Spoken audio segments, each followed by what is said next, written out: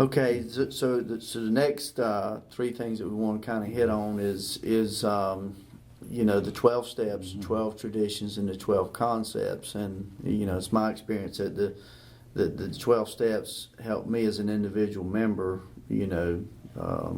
find a solution to alcoholism. The 12 traditions not only help me function in a group, but can help me function with other folks, at the world at large. And then the 12 concepts are in place to make sure that we can carry the message around the globe. The steps, I guess, we won't need to get too deep in them, but I guess the steps, were the first to come about, and then it's my understanding the traditions came about through experience. Bill didn't just sit down and write those out, and then we lived by them. We kind of stumbled in the dark, so to speak, and then came up with the traditions. And then we can talk about the 12 concepts. So those, do you agree with? Is that a good summation, I guess, of what the steps, traditions, and concepts are? Yeah, I think so. They're essentially, there's nothing all that new about that steps. But they were put together as the program of recovery, and we've never really seen need to change them very much at all. So the steps they're a personal thing. This is what we do as individuals. And then the traditions primarily keep us from killing each other. But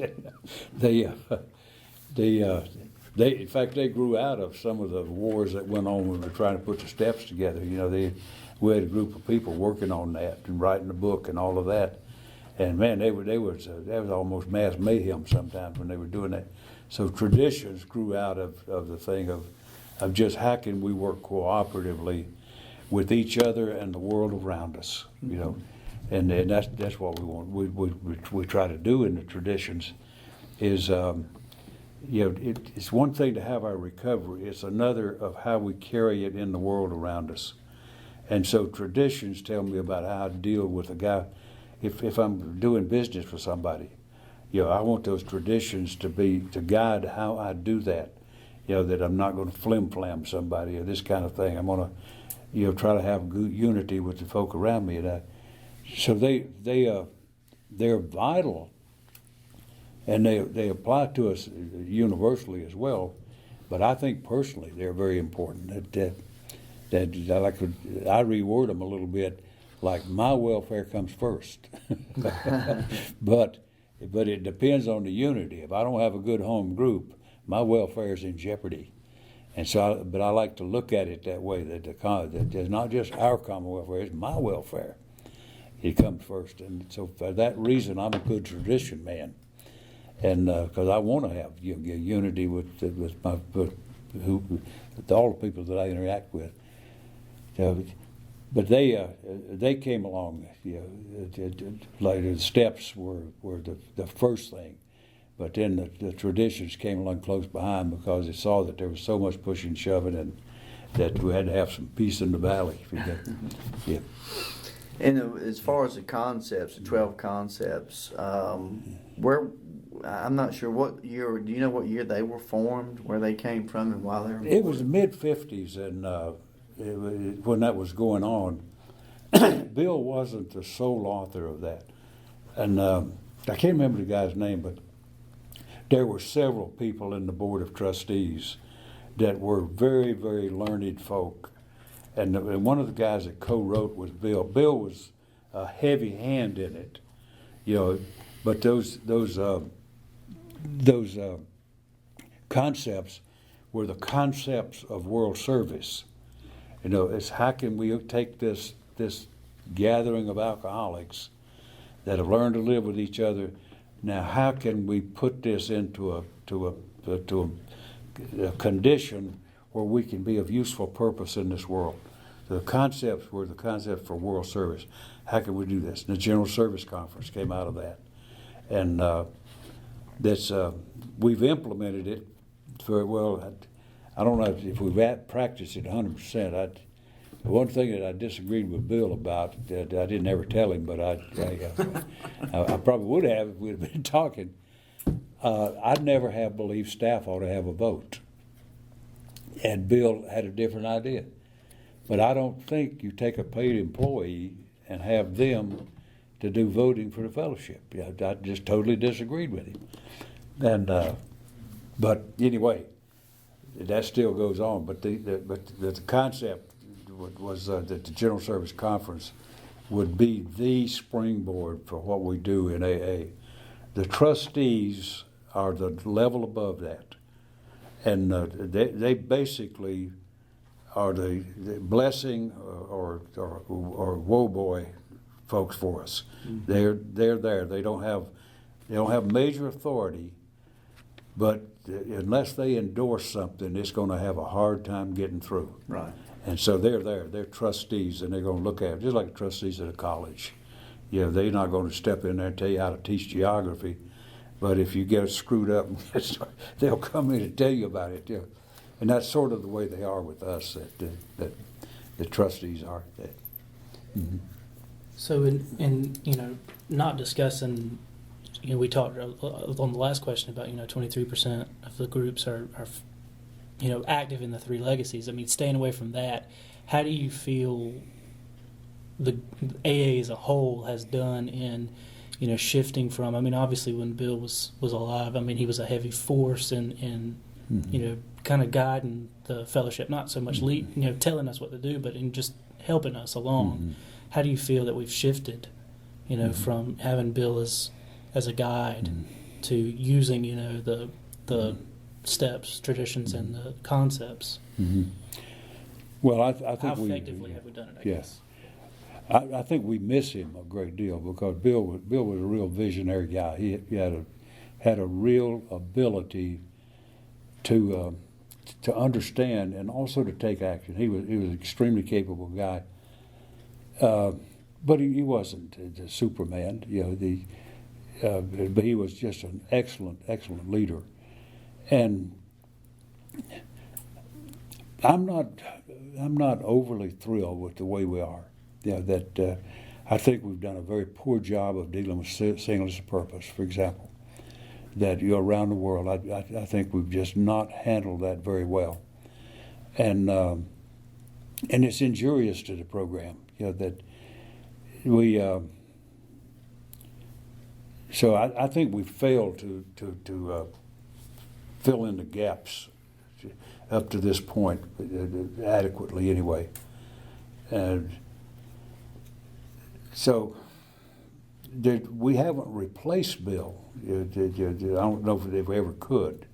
There's only going to be one of those that, and we don't have one singular figure that's an overwhelming kind of influence in the program now. So we're really relying on the conferences and the trustees more than we would have, if Bill was still around. But we've hung together and we've done okay, but there's just some things I think we could have done better and have not done so yet. Yeah. So just kind of in a speculatory, not going into huge detail, but just kind of your best guess, I guess. I mean, you've seen AA for a long time. You've seen it change a lot, and you've seen a lot of things come and go, I guess. Mm-hmm. Where do you see AA in another 78 years? Do you still see it being here 78 years from now, or do you see it continuing at its current rate?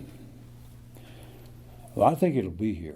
Because alcoholism's going to be here. I don't think we've come close to even getting close to a cure on that. So I think it's going to be here. It's going to serve a purpose. It's going to be awfully important that we develop leadership within our ranks well, just like the thing we're talking about on the rate of participation in things, that when you only got 23% of a fellowship that are joining in the process, that's trouble. That's trouble. It means 77% are watching the parade. And so I think those are the kinds of things that we're going to need to address and see if we can't energize that linkage that Bill was talking about, so that the home group literally drives the force and not just shows up.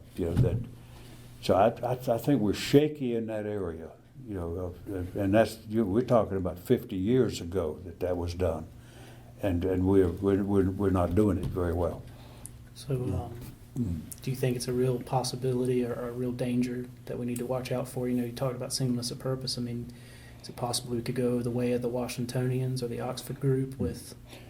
Well, it easily could. There's no question about it. I don't think it will, but I think it easily could, if we just ignore it, you know, and just pay no attention. But I think we've adapted fairly well so that we don't have range wars going on, we don't have hits going on and stuff like that. So it's more of a nuisance than a disabling problem. And I'd like to see us get a little more focus on it, but that's just one of many things that we need to take a look at. And this is the last thing I got. I've noticed. I mean, I'm not claiming anything. I know the steps. I'm not saying I know 100% of them, but I know what they are, and I feel like I've worked a thorough one several times. And traditions are a little shaky. I know what they are, but their full implications are still kind of a mystery to me. Concepts are completely. You could tell me a concept, I couldn't tell you if it was on the list or not. But you know, is that a typical thing for AA? Has that been the kind of the way it's been since each one of them's inception? I mean, has the traditions and the concepts always kind of been?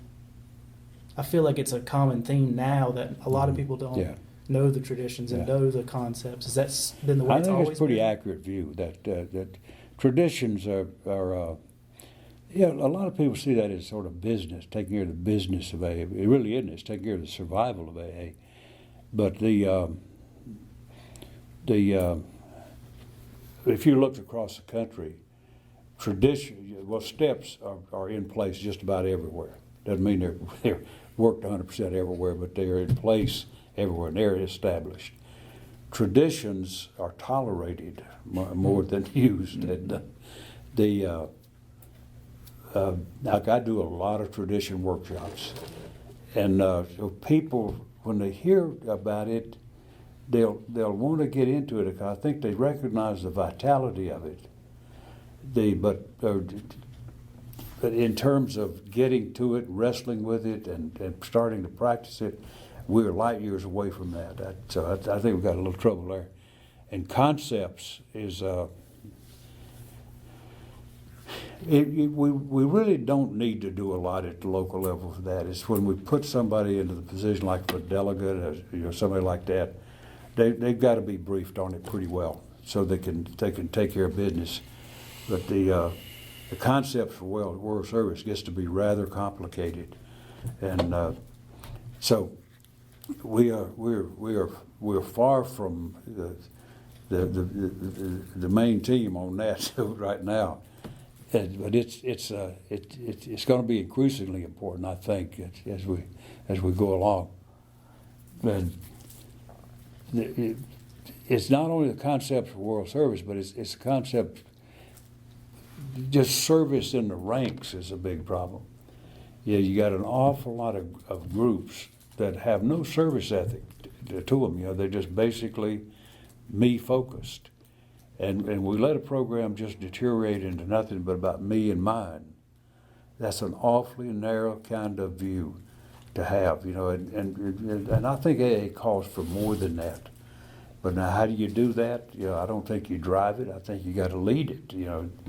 And so how we're going to do with that, we'll see. But a lot of work to do in terms of being sensitized to the need we have for each other, for how we reach out to people, how we carry the message effectively. And so we got a lot of work to do, I think. Yeah, a lot of work.